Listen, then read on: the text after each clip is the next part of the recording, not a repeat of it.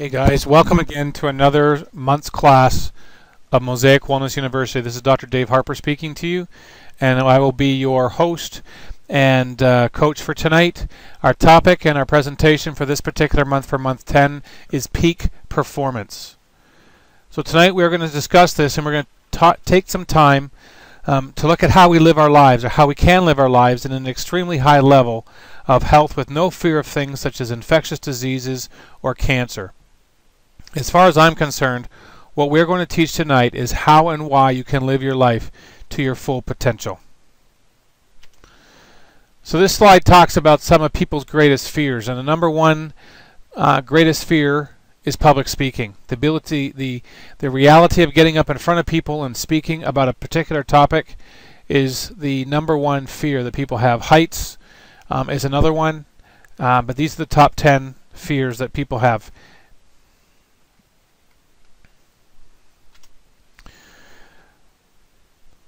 When we speak about peak performance, what we are really talking about is a state of exceptional functioning in many areas.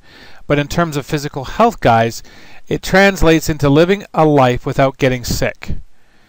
And I've said for many years, and if you've heard me in the clinic, that the number one way to avoid not getting a disease, or avoid getting a disease and not getting a disease, is to move towards wellness and not get sick.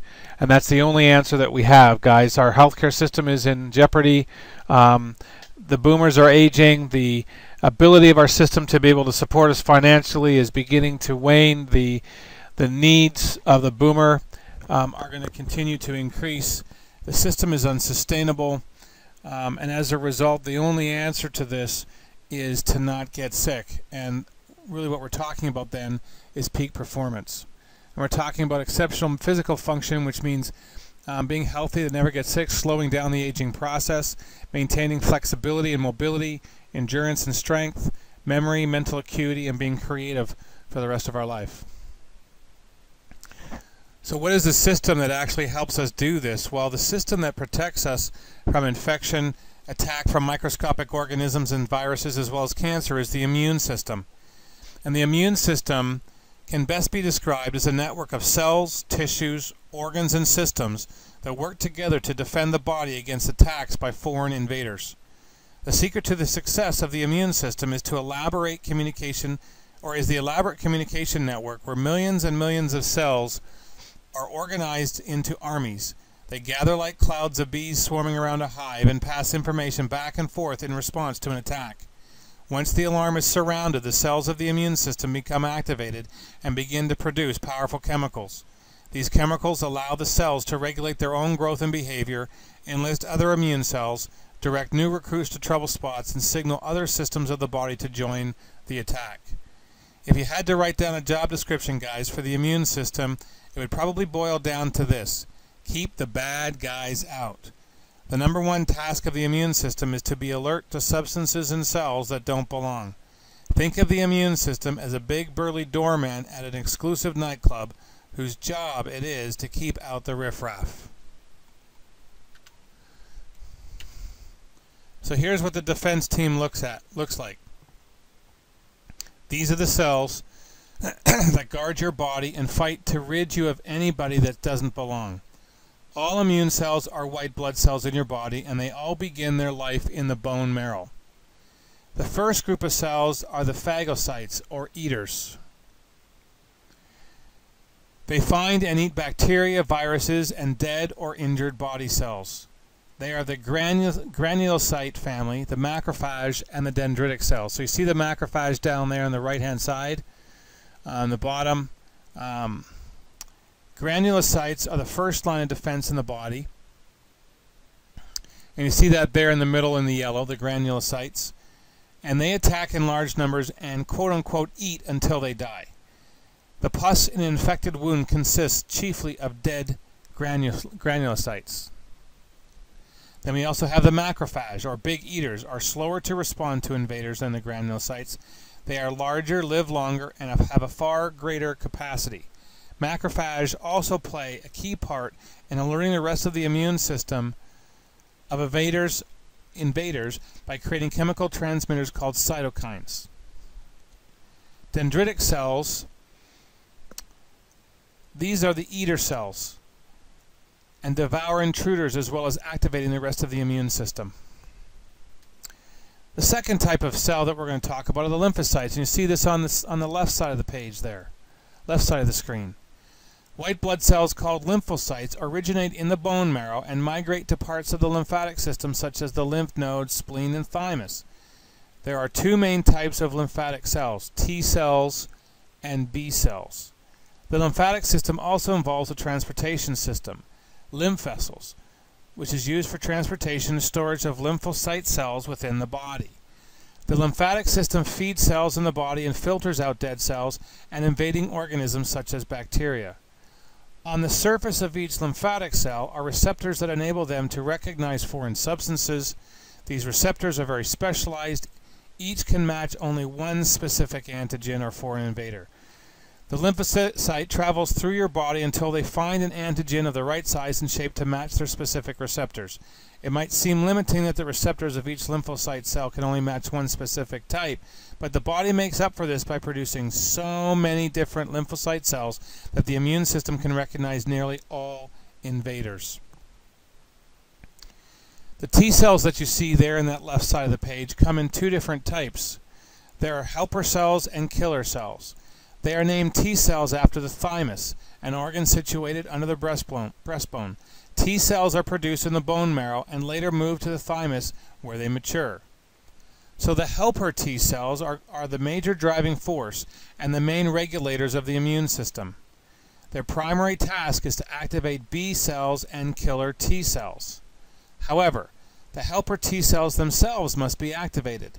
This happens when a macrophage or dendritic cell, which has eaten an invader, travels to the nearest lymph node to present information about the captured pathogen. The phagocyte displays an antigen fragment from the invader on its own surface, a process called antigen presentation. So when the receptor of a helper T cell recognizes this antigen or foreign invader, the T cell is activated. Once activated, helper T cells start to divide and to produce proteins that activate B and T cells as well as other immune cells. The killer T cell is specialized in attacking cells of the body infected by viruses and sometimes also bacteria. It can also attack cancer cells. The killer T cell has receptors that are used to search each cell that it meets.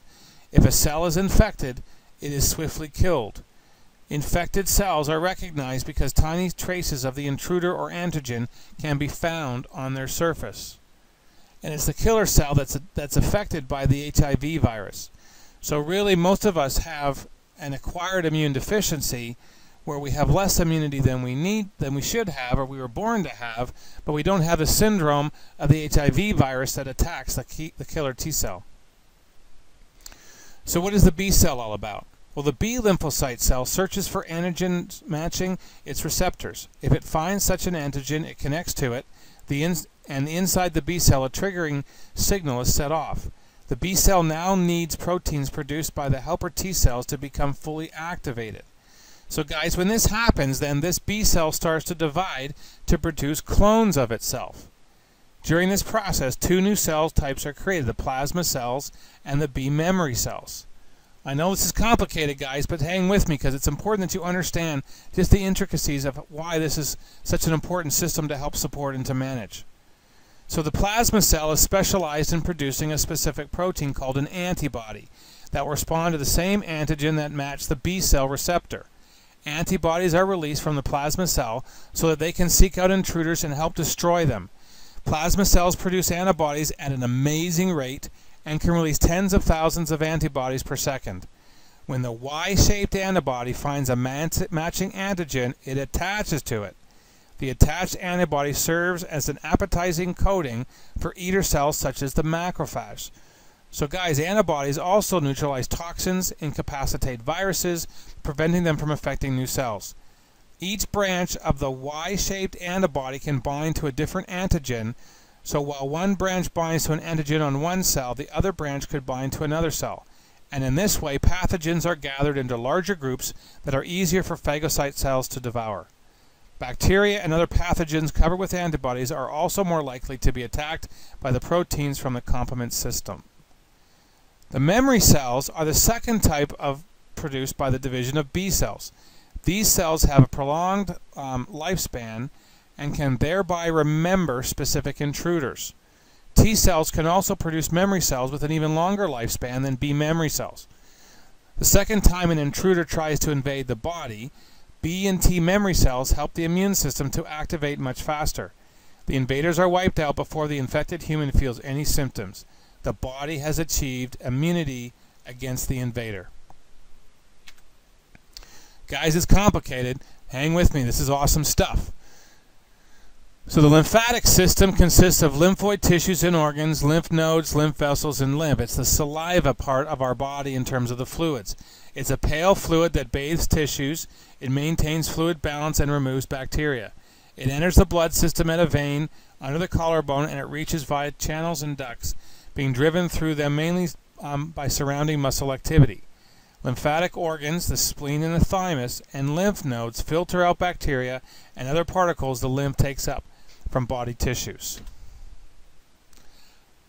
Scattered along the pathways of the lymph vessels, then, are oval or kidney bean-shaped masses of lymphatic tissue called lymph nodes, which act as filters. Between 500 and 1,500 lymph nodes are located in the body. Most of them usually occur in clusters or chains.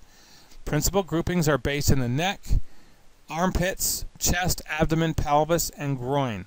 The lymph nodes in the neck, armpits, and groin are especially important because they are located where the head, arms, and legs meet the main part of the body or the trunk. Most injuries to the skin, which allow bacteria and other pathogens, disease-causing organisms, in other words, to enter the body, are likely to occur along the extremities. The lymph nodes at the junction of the extremities and trunk destroy the pathogens before they reach the main part of the body and the vital organs. The lymph sort out or percolates through the node slowly that any invaders come in contact with specialized soldiers. So in the cortex that you can see here, in the blue area, that's where they're stored B and T lymphocytes that we just talked about. In the medulla, in the pink area there in the middle, there are more B cells, plasma cells, and macrophage. And in the germinal center, in the yellow areas there, contains actively maturing B and T lymphocytes. So what happens is these filters take the lymph that comes in, identify what's been killed, and remove it from the body so that it doesn't get into the main organs. So where is the immune system? Science doesn't completely understand the immune system yet, but the best answer is probably that your immune system is everywhere. According to many studies, it is estimated that 70 to 80% of your immune system cells are in your colon. That's because your colon is like a second skin, protecting the body from foreign invaders that enter through eating and breathing. This is why it is so important that we maintain a healthy environment in our gut. It has been said that death begins in the colon. When there is a poor environment in the colon, bad bacteria and fungi can multiply, creating a toxic environment that damages the immune system. 10% more of our immune system is in the liver, and the rest of it is probably in around the skin area and in the lungs. The thymus gland is located behind the sternum. It is where T cells migrate to, mature, and are stored for use. The spleen not only filters bacteria out of the blood, but is a large storage area for B and T cells and the production of antibodies. As we have mentioned earlier, about 70 to 80% of all immune cells are in and around the colon, ready to act on any pathogens that enter our digestive system. In order to have the best possible immunity in your colon, you must maintain a healthy environment of friendly bacteria, which keep the environment slightly acidic and keep down the multiplication of any bad bacteria and fungi such as Candida.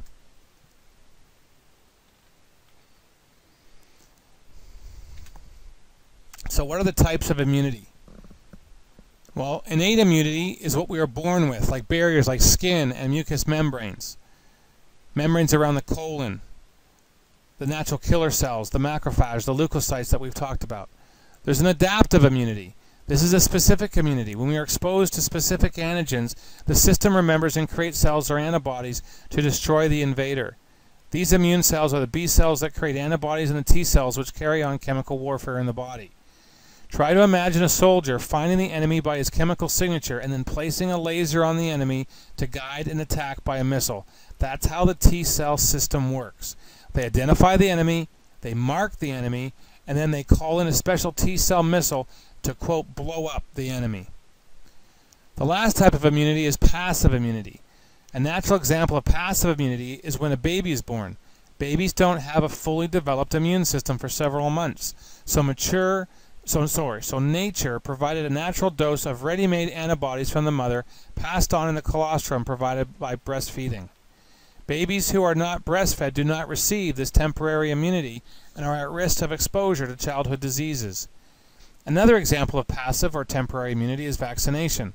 The theory of vaccination is that by attenuating or weakening a bacteria or virus in a soup of chemicals that are toxic to the germ, you can take the mixture and inject it into a person.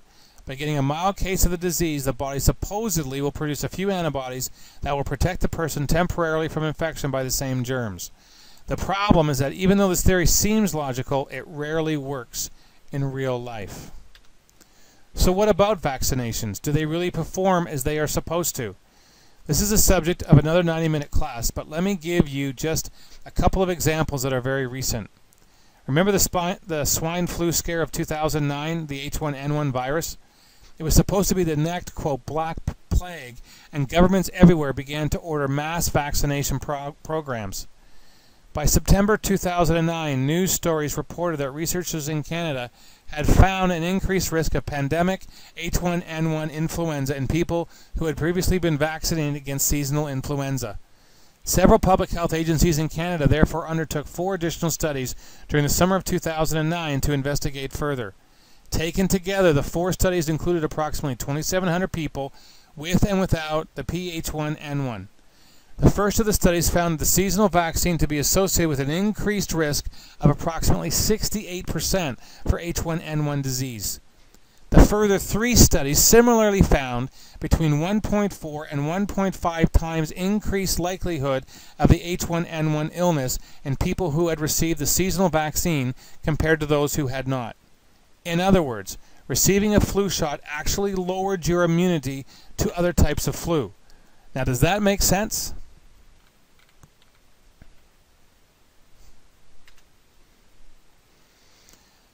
Bacterial invasion. Okay, I want to use an example of a bacterial invasion to show that what we thought we knew about the immune system has changed drastically over the past few years with new discoveries. So what happens when there's an invasion of your body, and how does it communicate? How does it deal with a bacteria? Let's suppose you prick your finger with a thorn and introduce some nasty bacteria into the deeper layers of the skin. What happens? Well, the first immune cell that recognizes foreigners, the macrophage, encounters the bacteria, eats it, and based on the type of invader it is, sends out a specific chemical signal called a cytokine to broadcast for help. The cytokine acts as an amplifier in the local tissues, calling for specific immune cells to gather and attack the foreigners. But here's something we didn't even know a few years ago. That same cytokine that broadcasts a local chemical message to the tissues and bloodstream also has a specific receptor site on the local sensory nerve and also signals the nervous system. So when the cytokine excites the sensory nerve, the brain becomes immediately aware of the invasion and orders the immune storage and production sites into action, such as the thymus, spleen, bone marrow, lymphoid glands, and nodes that we just talked about. The result is an all-out coordinated attack by the immune cells and the nervous system to stop the invasion. How cool is that? But here's the significance. Your immune system and nervous system work together as one. So on this slide here, we show macrophage here in the middle releasing cytokines that bind with receptors on neurons. The central nervous system here releases the cytokines. So here's the macrophage. It releases the cytokines into the system here. It excites on the neuron that then sends a signal back to the brain through the synapses that says that there's a problem with an invasion. So here's the new view. The new view of the immune system is that of the immune system, the nervous system, and the endocrine system or the hormonal system. They're all one. Like the last diagram, this one shows how the immune system and nervous system are working together. The CNS stands for central nervous system. The signal starts when immune cells are activated. They release chemical signals that alert the nervous system. Here it is here, the activated immune cells. It releases the cytokines, activates the central nervous system, and then it goes back and it monitors and manages the immune system function. So this is pretty cool. This Perot study by Dr. Ronald Perot, PhD, concluded with this. He collaborated with a guy named Joseph Felicia, who's a chiropractor, chairman of the board of directors for the Chiropractic Basic Research Foundation. So with a grant, they began a research project at the University of Lund in Lund, Sweden. Using Perot's test to gauge resistance to hazardous environmental chemicals, they hypothesized that people with cancer would have a suppressed immune response to a toxic burden, while healthy people and those receiving chiropractic care would have a relatively enhanced response. They measured 107 individuals who had received long-term chiropractic care. Perot's team had surprising findings. All chiropractic patients were genetically normal. That is, they had no obvious genetic reasons for increased resistance or susceptibility to disease. Any difference, therefore, had to be accounted for by environmental or therapeutic factors. The chiropractic patients also had 200% greater immune competence than those who had not received chiropractic care, and 400% greater immune competence than those with cancer or other serious diseases. So despite a wide range of ages in the study, immune competence did not show any decline with age. It was uniform for the entire group. So Perot concluded that, quote, chiropractic may optimize whatever genetic abilities you have, end quote, so that you can fully resist serious disease. Quote, I'm very excited to see that without chemical intervention, this particular group of patients under chiropractic care did show a very improved response, end quote, he told the CBSRF. These changes occur from chiropractic treatment. So what's the conclusion? Patients under long-term chiropractic care have an immune system twice as healthy as those that have normal, healthy public. Incredible. So what is the germ theory of disease? We need to talk about this for a minute. So where did this idea that we catch a cold or that germs make us sick come from? Well, Louis Pasteur is considered the father of the germ theory. When the French government asked Dr. Pasteur to step in and study why French wines were going bad and to find a way to save the French wine industry, he theorized that the wine was going bad in the fermentation process because some microscopic invader was on the grapes and was ruining the fermentation process.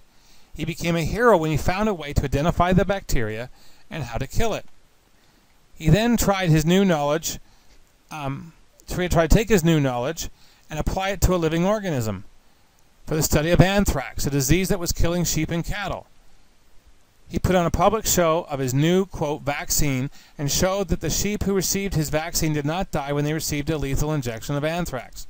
The problem was that 3 universities tried and never succeeded in repeating this experiment and was called an imposter then. One institute in Russia inoculated 4,564 sheep with Pasteur's anthrax vaccination to prevent anthrax, and 3,696 of the sheep promptly died. 81% of a healthy herd died overnight from a preventative vaccine. When Pasteur's grandson died in 1975, Pasteur's lab notes were released to Gerald Guisson, a science historian. In a New York Times article, Guisson wrote that, quote, Pasteur lied about his research on vaccine and germs, and most of his ideas were plagiarized from his contemporaries. Pasteur was a fraud, end quote. This is what our modern vaccination programs are based on, an imposter. The germ theory of disease postulates that, number 1, the germ is found in every case of the disease. Number 2, the germ cannot be found in a healthy subject.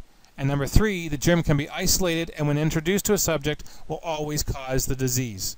The problem is that the germ theory is based on false assumptions. Germs for anything and everything are found in healthy people. And when you introduce a pathogen to a healthy person, they often do not get the disease.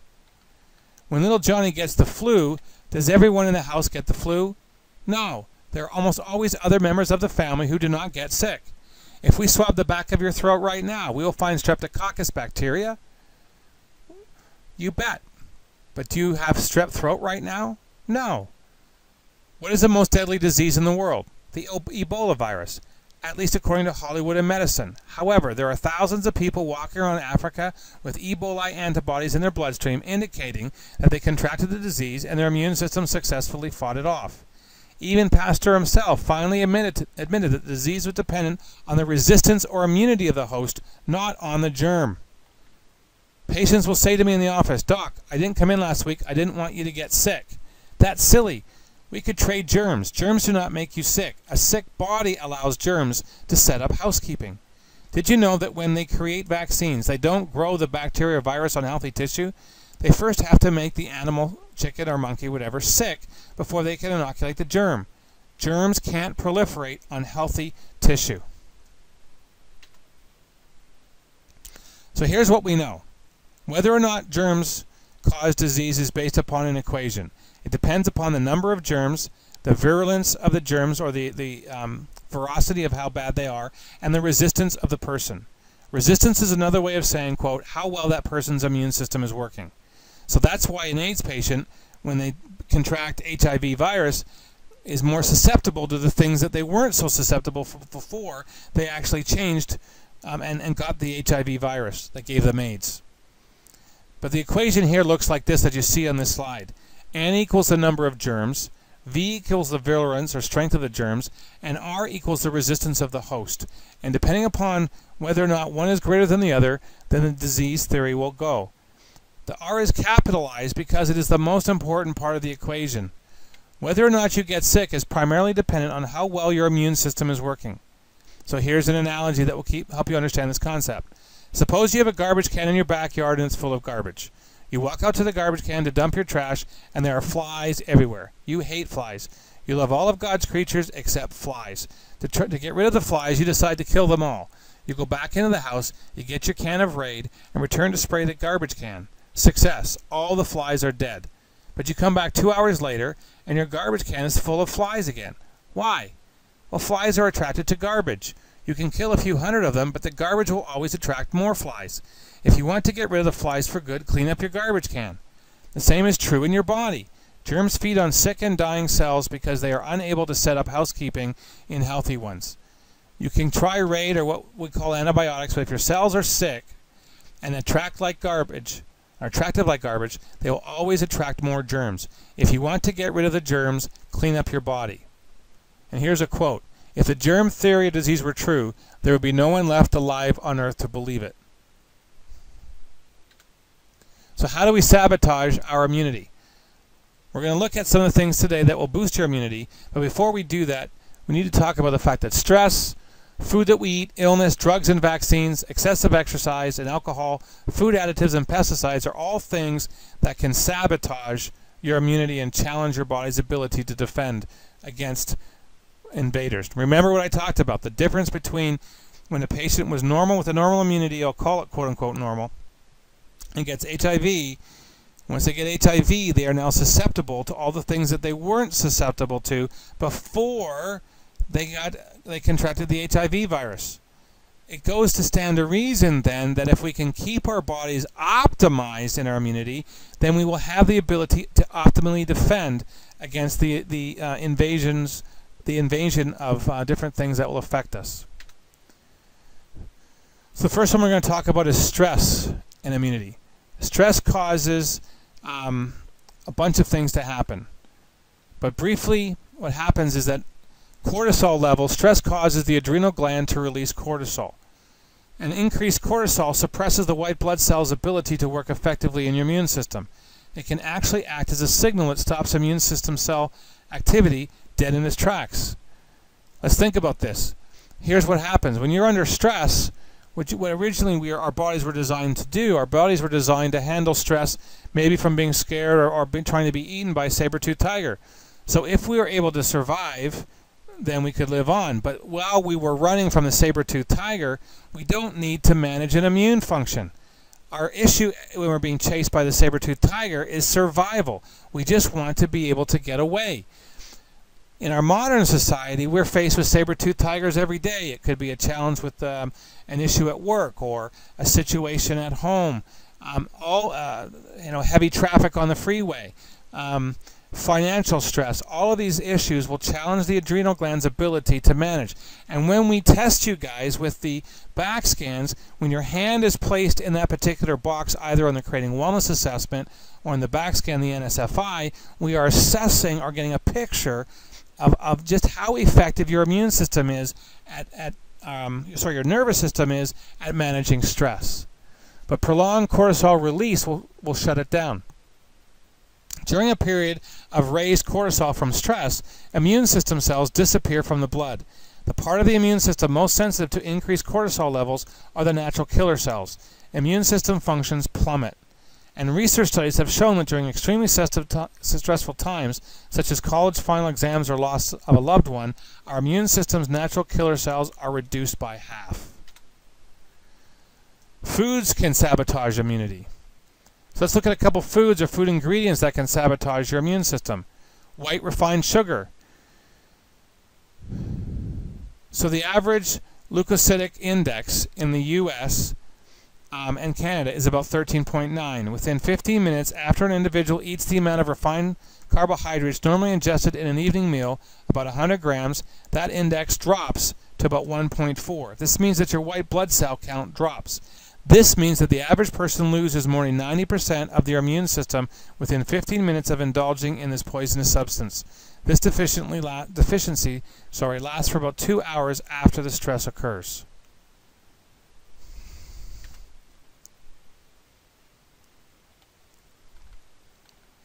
The near-perfect storm. We talked about this earlier. One of the greatest illnesses of our time that sabotages immunity is HIV, and here's how it works. An HIV virus, like the T cell called the CD4, they enter the cell and then begin to use the cell's DNA to replicate themselves.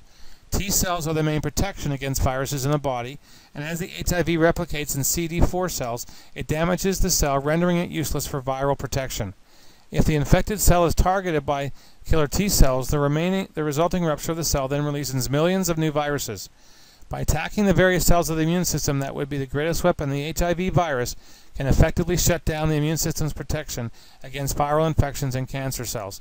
That's why AIDS victims develop viral pneumonias and tumors so easily. But that's also why they don't get it before they get the HIV, because their immune system is able to protect them from the things that they are now more susceptible to, because they've lost that immune system, that precious immune system that they were born with. Drugs can weaken immunity. Corticosteroids, numerous prescriptions, over-the-counter drugs suppress immune activity. A common one is corticosteroids or topical steroids. They suppress immune function. By taking these medications, they're incredibly toxic. They suppress the white blood cell activity, suppress lymph node activity, and inhibit the thymus gland. NSAIDs. Aspirin. A study of researchers in the Czech Republic reported similar findings in a 2009 edition of The Lancet. They found that giving acetaminophen, the active ingredient in Tylenol, to infant weakens the immune response to vaccines. Phipps recently presented his latest findings to an international conference on inflammatory diseases and says his research has tested whether production of antibodies using a cell culture system was blunted by over-the-counter pain relievers. He found that a variety of pain relievers, even though Tylenol and Advil have different ingredients, seem to dilute the production of necessary antibodies to protect against illness. Antibiotics can lower immunity. Gerard Pulverer, MD, and his colleagues at the University of Cologne have figured out at least part of the reason.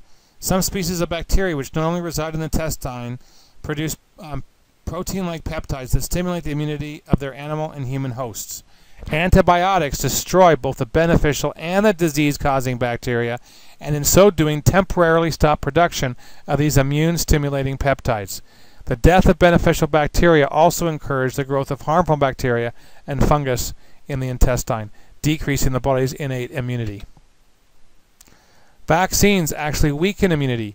A German study released in September 2011 of about 8,000 unvaccinated children newborn to 19 years showed vaccinated children have more than twice the diseases and disorders than unvaccinated children, and perhaps 5 times more of certain disorders. Look particularly at asthma, ear infection, and allergies. No study of health outcomes of vaccinated people versus unvaccinated people have ever been conducted in the U.S. by the CDC or any other agency in the 50 years or more of an accelerating schedule of vaccine No study at all. Exercise and immunity. Now guys, this is a tricky one because although exercise stimulates and benefits the immune system, over-exercise can depress the immune system. Quote, running a marathon and beyond is a huge stressor, says David Neiman, professor of health and exercise science at Appalachian State University. What you put your body through is beyond what's good for it, notes Neiman, who has run 58 marathons and ultras. After about 90 minutes of running, blood glucose levels begin to drop, triggering the release of stress hormones, particularly cortisol. These hormones in turn suppress and stress many components of the immune system, especially the innate system that we talked about earlier. So then the phagocytes and the natural killer cells become less efficient at killing microbial invaders, and the macrophage don't communicate as well with the lymphocytes that we talked about. The levels of one of the most important antibodies in saliva and the mucous membranes, IgA, drop dramatically. So this so-called open window of altered immunity is temporary, lasting from 3 to 72 hours after an intense prolonged event. But nevertheless, it presents an ideal opportunity to viruses and other invading pathogens, especially those that enter the body through the respiratory system. Who here has been through a series of exams and then goes, or stressful experiences at work, goes away on holidays and gets sick? It's because your body has been weakened in its immunity because of the stress that you went through just to get away. So what about excessive alcohol and immunity? Well, alcoholism suppresses the immune system, resulting in a high risk of serious and even life-threatening infections. A new study shows that this effect stems largely from alcohol's toxic qualities to the immune system cells called dendritic cells. These cells play a critical role in immune function, responding to danger signals by searching for unfamiliar antigens within the body. In a study at Brown University, researchers compared dendritic cells produced by alcoholic and non-alcoholic mice when they first were removed from the mice. The result? Dendritic cells from the alcoholic mice had a poor ability to activate T cells, while the dendritic cells from mice on diets containing no alcohol functioned normally. The researchers found further that the dendritic cells from alcohol-fed mice showed reduced antigen presentation compared to those from control mice. This research also confirmed early results showing that alcohol inhibits the cytokine secretion by these dendritic cells. It's just not happy and helpful. So what about food additives and immunity? Artificial coloring is a big issue in the foods that we eat, and the chemical that often gives food its brown color may actually reduce white blood cell counts in the bloodstream, according to new research. A study published in the journal Toxicology Sciences found that the caramel color, a food additive used in countless products, reduces the amount of immune lymphocytes in the blood of laboratory rodents. To reach this conclusion, they fed mice a diet containing caramel additives, color 3, a particular form of coloring agent, for a month. Afterward, they measured their immune response. What they found was that those that were fed the highest levels of caramel coloring experienced the largest dips in immune functioning. Splenda, in a study published in the American Association of Occupational Health Nurses, says that Splenda or sucralose causes the shrinking of the thymus gland, a special organ of the immune system that we've talked about, located in the central portion of the upper chest behind the sternum.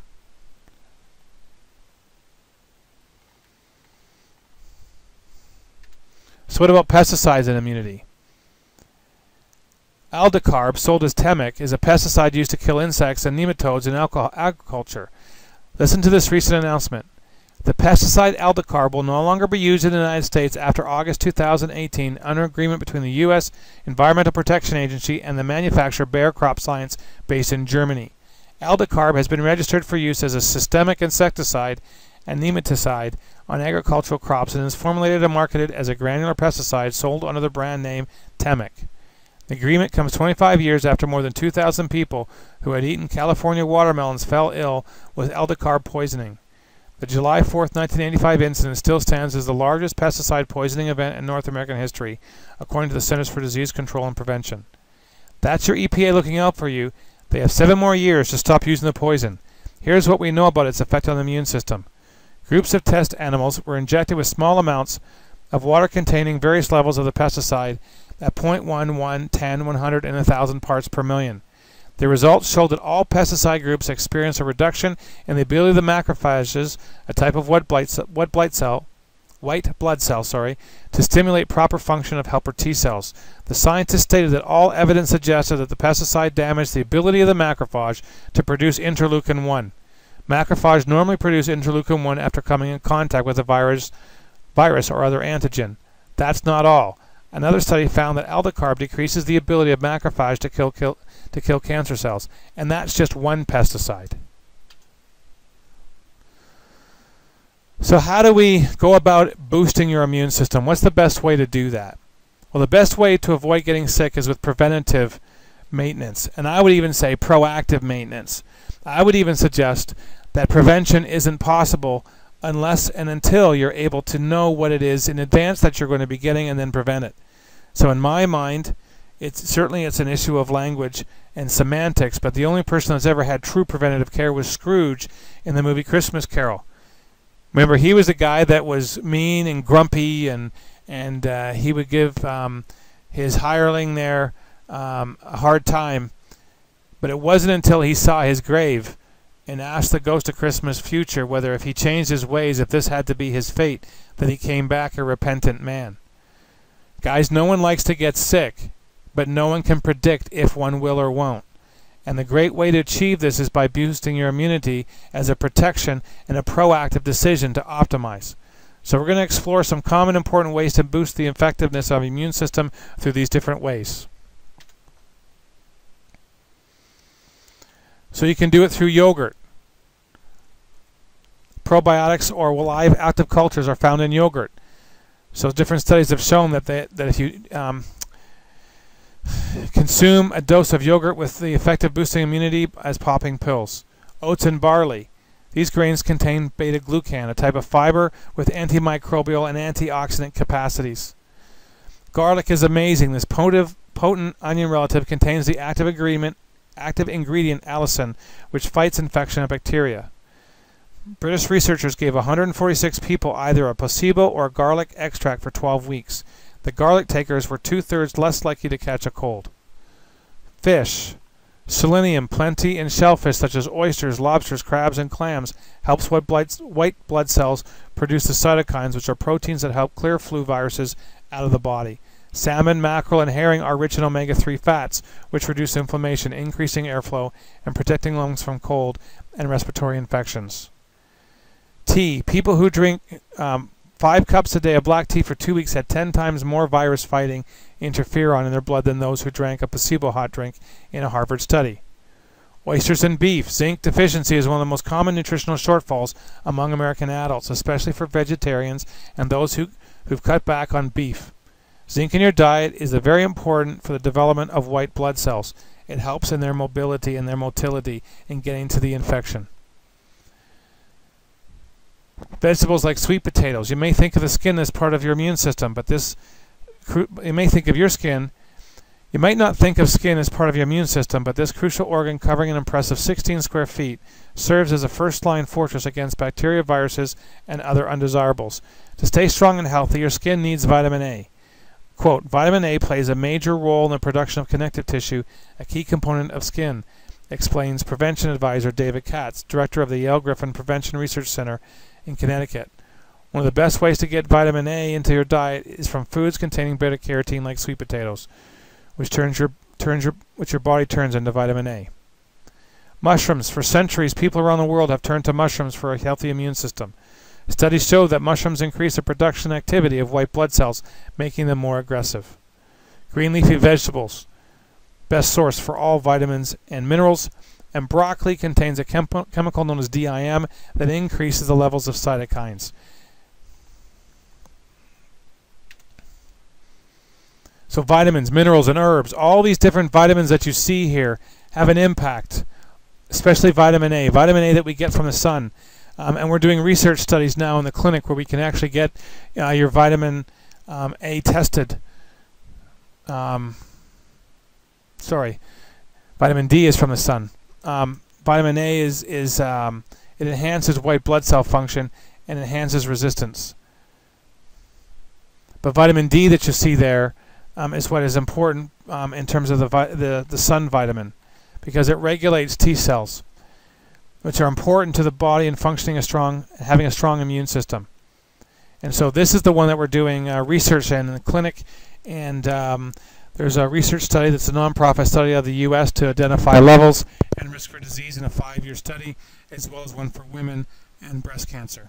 But all of these different vitamins have important impact on your body's ability to have good immune function. Probiotics boost immunity because it helps to manage the dynamic of the bacterial flora in your large intestine. It also helps in T cell production of TNF-alpha, which helps to kill cancer cells. Exercise boosts immunity. As brilliant as the lymphatic system is, there's a catch. Unlike the circulatory system that comes equipped with a pump, the heart, the lymphatic system does not have this. It is circulated by muscle expansion and contraction. This means it only moves as you do. So if you're spending time sitting in a chair all day, which is the intensity behind Dr. Sit, which is a program that I run about helping people understand the impact of sitting and how the chair is killing them by being sedentary, this is one of the main reasons why. Sleep actually helps to boost immunity. Animals that sleep the longest have 6 times as many immune cells as those that take short siestas. In a recent study, people were voluntarily infected with a cold virus, and those who averaged less than 7 hours of sleep each night were nearly 3 times more likely to get sick than those with 8 hours or more. A study found that when men were sleep deprived, the level of natural killer cells decreased in their blood. Laughter. Guys, this is pretty incredible. After laughter, there's an increase of all these different aspects of your immune system's function. And guys, these research studies are not small. In 2010, over 40 studies have demonstrated this immune bolstering effect with having laughter as part of your lifestyle. We're just too serious as a population. Meditation and journaling. Different studies here that show that these types of practices help to improve and increase the body's immunity. Writing for 10 to 15 minutes a day for several days straight gave a measurable immune system boost that lasted for up to 5 months, just from journaling. A lot better than taking drugs or medication. A lot less toxic. The best 4-letter word in the book, yoga, improves immunity. During a stressful examination, a group who had practiced yoga for 12 weeks showed a mild decrease in serum immune chemicals, while a non-yoga control group showed a larger, more significant decrease in this interferon. In conclusion, the yoga group had a better immunity to viral infections even under stress.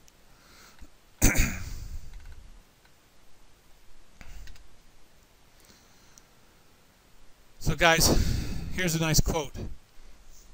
The cleaner everyone is, the less stimulation their immune system gets. Children who grow up on farms and are exposed to all sorts of bugs, worms, and natural elements have demonstrably less allergies and autoimmune problems than urban children. Germ exposure is beneficial to young children who need it in order to build immunity and prevent the onset of allergies. Researchers at the University of California, San Diego have found that normal skin bacteria that act to balance immune response to protect the body from overacting to cuts and other injuries. Excessive cleanliness is actually impairing children's natural healing function and putting them at an increased risk for disease. Published in the online edition of Nature Medicine, findings are confirming that germ exposure is beneficial to young children who need it in order to build it.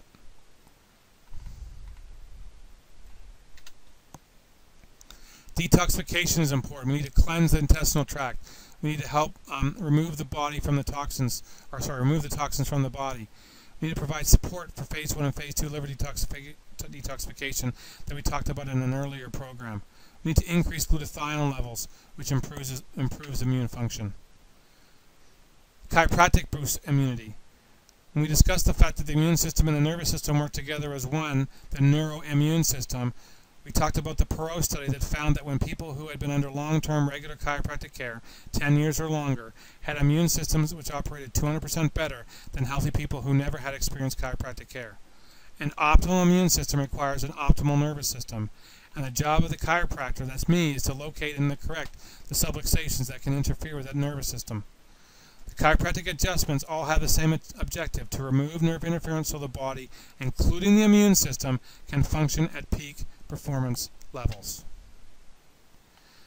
Before I show you how the nervous system becomes interfered with, let's look at some basic facts.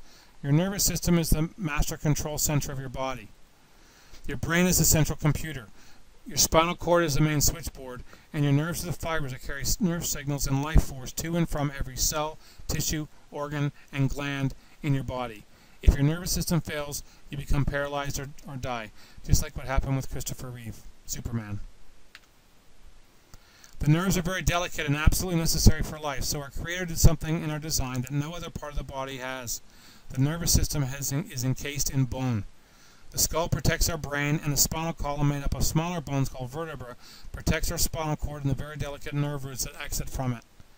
The nerve roots enter and exit the spinal column through small openings called foramina, which are just the right size and shape for the nerve root, except when stresses affect the position of the spinal bone, narrowing the opening and damaging the nerve. Subluxation damages the nerves. We call the condition of subluxation. Just like dentists have the word cavity, we have the word in chiropractic called subluxation, and it interferes with the function. So if you can imagine in 3 dimensions, you have this skull here, you see here in this picture, and you'll see the brain, the skull here protects it, but this is the brain, and then you see the nervous system coming down with the nerve roots that come out. As the body bends to the left or bends to the right or forward, the cord wants to bend. But if the vertebrae here that surround the nervous system don't have the ability to bend because they're stiff and stuck, because we sit for a living and things stiffen and scar tissue affects the joints, then the ability of the spine to move in that position as the cord is moving is less optimal than what it should be, and it puts pressure on the nerve and on the cord. And it only takes the weight of the dime to change that transmission through the nerve. So the chiropractic adjustment to correct the subluxation then is what we do, and it's a very powerful tool to maintain and restore the function of the body, particularly the immune system. Let's look at a couple other studies. The Fallon study was a study about ear infections that account for about 35% of all pediatrician visits in the United States and Canada. The pediatrician generally gives you what when your child comes in for an ear infection, well, antibiotics. And for those of you who have played the ear infection antibiotic game, how has that worked for you? What are you usually dealing with 2 weeks to a month after the first ear infection? A second one. Killing bugs with antibiotics over and over never increases the health of the ear. It just kills a few thousand bugs. That's why the rate of repeat infections is so high, between 40 and 50%. In a 1997 study published in the Journal of Clinical Chiropractic Pediatrics, children with an ear infection ranging from 1 month to 5 years of age were examined and adjusted by a chiropractor cared for them over a 6-month period. Over 80% of the children never experienced another ear infection. What makes more sense, killing bugs or raising the child's level of immunity? An Emory University HIV study looked at how the immune system and the nervous system are connected and how optimally functioning nervous system enhances your immunity. We know that HIV is a retrovirus, meaning it needs cells from a host in order to make more copies of itself or to replicate. In the case of HIV, CD4 cells, a type of T cell, are the host cells that aid in this replication for HIV virus. It attaches to them, allows the virus to enter, infects them, damages them, and then reproduces. And when the cells are killed, they're released into the body. So what happened was, a small randomized controlled clinical trial was carried out on the 2 patient groups at Emory University. The regular chiropractic group was given upper cervical adjustments to the upper part of the neck using an instrument, and for the control group was carried out by placing there without any type of force. The results were quite remarkable. In summary, the control group experienced a 7.96% decrease in cell levels, a weaker immune system, and the adjusted group experienced a 48% increase in CD4 cell levels. This study shows that there's not only a connection between the nervous system and the immune system, but also that the strength of the immune system can be increased when a patient has already a compromised immune system. So I wonder, some of you who are not receiving regular chiropractic care may be sitting there thinking, I wonder if I have one or more of those subluxations. Well, we have the technology in our office called the NSFI to tell you if you have a subluxation. And here's what I want each of you to do. As soon as you finish listening to this class, call at the office at 905-629-0688, leave a message, and make sure that you get checked. If it hasn't been checked in a while, then get checked again. If you have, make sure that you adjust your protocol now that you understand this information to make sure that you're on a wellness chiropractic program of care. It's going to be very important. Let's get yourself checked and make sure we know what's going on. But here's something else that you can also do. Nutrition for immunity. So there's some things that you can do, and there's some products that we have in the practice that can help you. If you're interested in this, then these are also things that you can talk to me about. Guys, we're done for today. Thank you very much for your attention. It was a big class today. It was a very heavy class in terms of information, but it was one that was very important for you to get the idea. If you need to go back and listen to it again, I highly recommend it, because our immune system is critical to the protection of our body's ability to be able to manage health and wellness during our lifetime. So guys, I want to thank you for your attention during this period of time. Again, this is Dr. Dave from Mosaic Wellness University, your host. If you need to contact me, you can email me at Dr. Dave, that's D-R-D-A-V-E, at mosaiclifecare.com. Dr. Dave at mosaiclifecare.com, or you can call me at 905-629-0688, or you can input any questions you want onto the website at mosaicwellnessuniversity.com. I'll be more than happy to answer any of your questions. Again, thank you very much for your attendance, and look forward to coming back with you next month with month number 11 of Mosaic Wellness University. Bye for now.